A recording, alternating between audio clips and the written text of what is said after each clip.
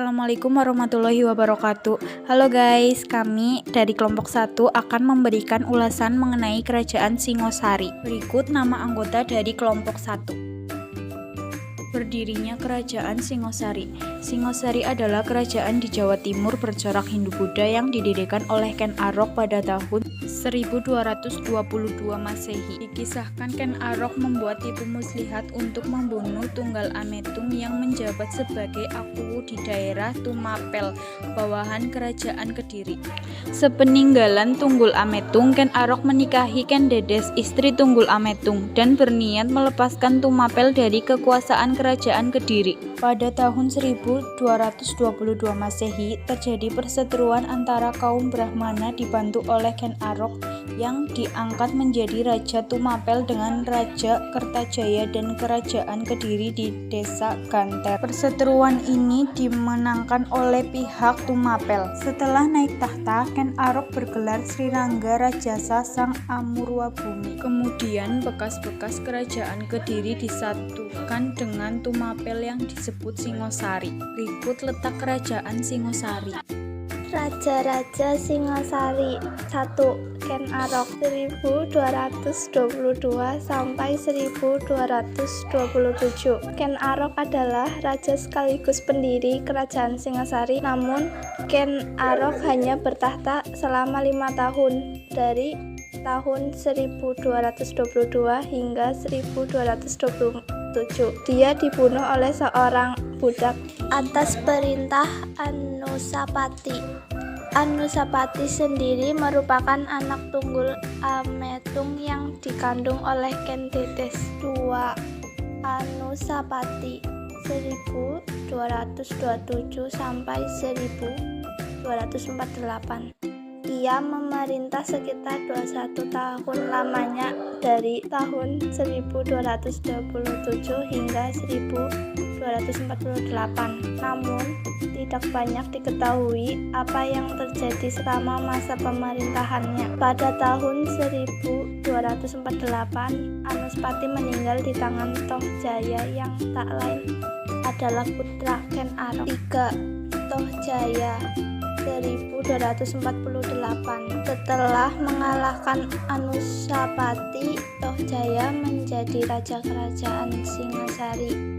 Namun raja ketiga ini hanya memerintah dalam waktu yang singkat, tidak sampai 1 tahun. Tohjaya harus meninggal akibat balas dendam yang dilakukan oleh Ranggawuni, putra Anusapati.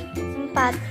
Wisnuwardana 1248 sampai 1268. Ranggawuni kemudian menjadi raja keempat menggantikan posisi Tohjaya di Singasari. Ia bergelar Sri Raja Wisnuwardana. Raja Wisnuwardana memerintah pada tahun 1248 hingga 1268. 5.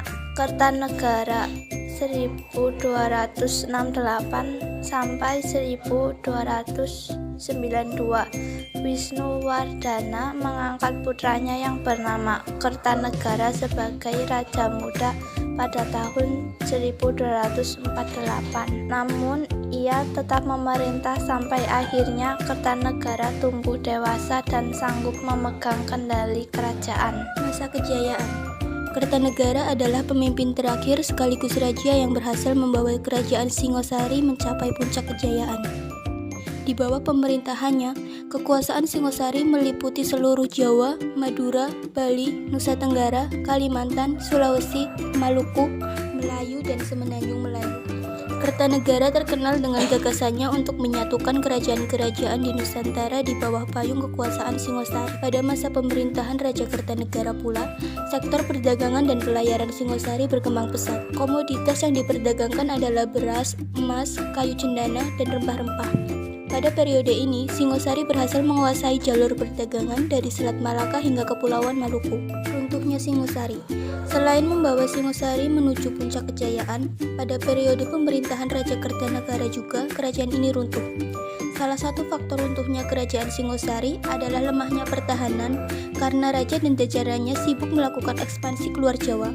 Saat tentara Singosari dikirim keluar daerah dalam rangka perluasan wilayah, Kertanegara diserang oleh Jayakatwang, seorang adipati di Kediri. Raja Kertanegara wafat pada serangan ini dan kerajaan Singosari akhirnya runtuh. Peninggalan kerajaan Singasari antara lain Candi Singasari. Candi Singasari ada di sebuah desa bernama Candi Renggo, Kecamatan Singosari, Kabupaten Malang, yang juga dikenal dengan nama Candi Menara dan Candi Cangkup, yang mengartikan candi ini merupakan candi tertinggi pada masanya. Menurut perkiraan, candi ini dibangun pada tahun 1300 Masehi sebagai cara untuk menghormati Raja Kertanegara. Candi Singasari adalah candi Siwa yang dibangun pada bagian tengah halaman dengan beberapa arca Siwa dikelilingi taman tersebut.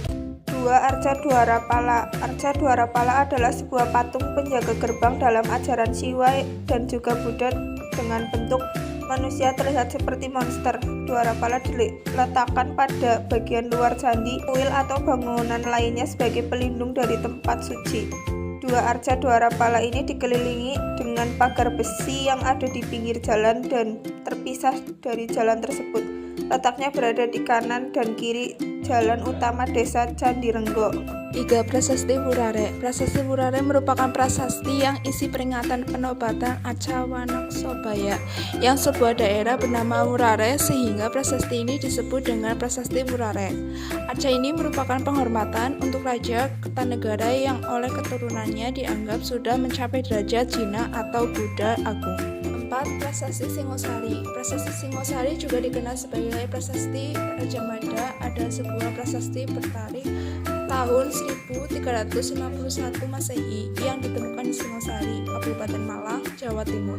Prasasti ini ditulis juga mengenang pembangunan sebuah catya atau sebuah pembangunan atau monumen untuk penghormatan para Brahmana dan Raja Kertanegara yang telah gugur saat terjadinya pemberontakan Jayakatwang di kerajaan Singosari.